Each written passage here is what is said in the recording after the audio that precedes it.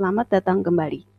Dengan interpretasi yang mendalam sebagai jiwanya, kini saatnya kita membangun tubuh laporan studi kasus.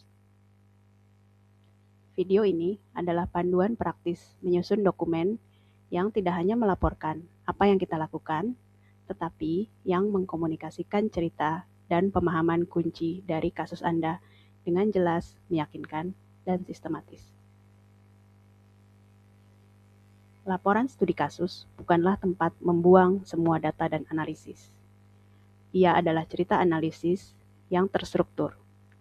Tujuannya adalah membawa pembaca, baik pimpinan Anda maupun rekan dari kasus lain, untuk memahami kompleksitas dan nuansa kasus Anda, seolah-olah mereka berada di sana. Laporan yang baik menjawab, apa yang terjadi? Mengapa hal itu terjadi seperti itu? Dan apa yang dapat kita pelajari dari kasus unik ini? Ia adalah jembatan antara kekacauan realitas dan kejelasan wawasan. Ini adalah struktur tulang punggung yang dapat Anda adaptasi. Bab 1 menggabungkan pengantar dan metodologi menjadi kompak dan logis. Bab 2 adalah kunci. Di sini Anda membangun panggung dengan menggambarkan konteks tempat kasus Anda berakar. Pengetahuan lokal tim sangat berperan di sini. Bab 3 menjadi jantung analitis, menyajikan tema dan bukti. Bab 4 sangatlah kaya. Di sini Anda menghubungkan temuan di bab 3 dengan konteks di bab 2 untuk menarik makna dan kesimpulan yang mendalam. Struktur ini memastikan analisis kita tidak mengambang, tetapi tertambat kuat pada realitas lokasi. Kesalahan umum adalah menulis bab 3 sebagai daftar kutipan.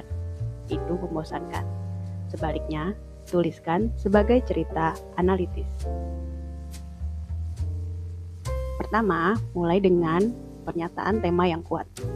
Kedua, jelaskan pola atau inti masalahnya.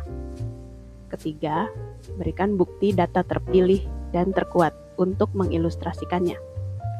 Keempat, langsung ikuti dengan analisis awal Anda. Apa hubungannya? Apa kontradiksinya? Bagaimana rasanya? Seperti contoh di layar, pembaca langsung memahami apa temanya, bagaimana buktinya, dan mengapa hal itu penting dalam analisis. Ini adalah daging dari laporan Anda.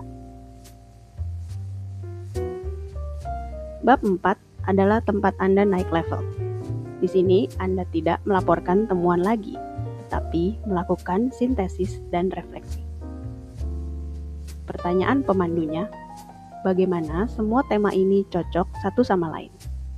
Apa cerita yang lebih besar yang mereka ceritakan tentang kasus ini? Apa penjelasan yang paling masuk akal? Mengapa hal-hal terjadi seperti ini? Dengan mempertimbangkan konteks sejarah, politik, dan sosial. Dari pembahasan itu, Anda tarik kesimpulan studi kasus, yaitu jawaban yang terdalam dan paling bernuansa atas pertanyaan penelitian awal Anda.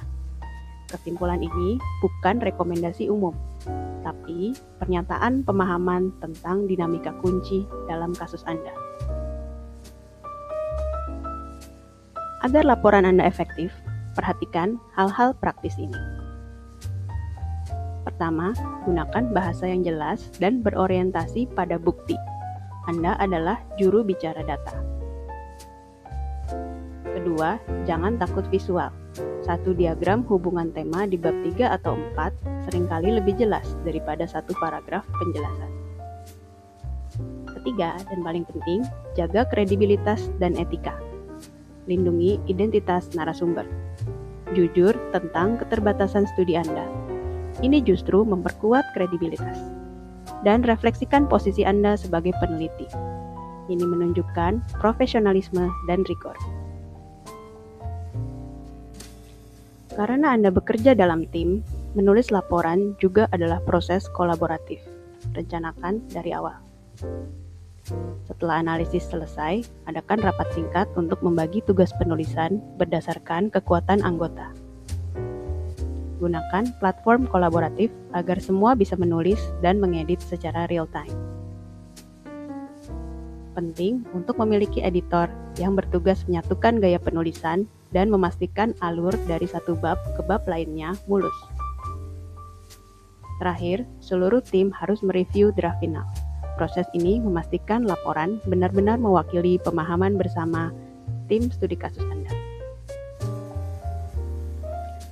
Setelah laporan studi kasus Anda selesai, perjalanannya belum berakhir. Laporan Anda akan menjadi dokumen pengetahuan yang berharga.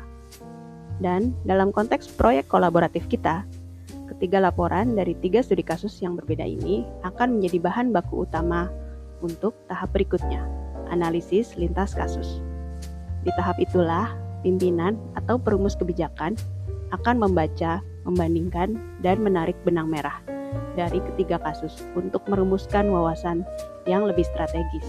Jadi, kerjakan laporan Anda dengan sebaik-baiknya.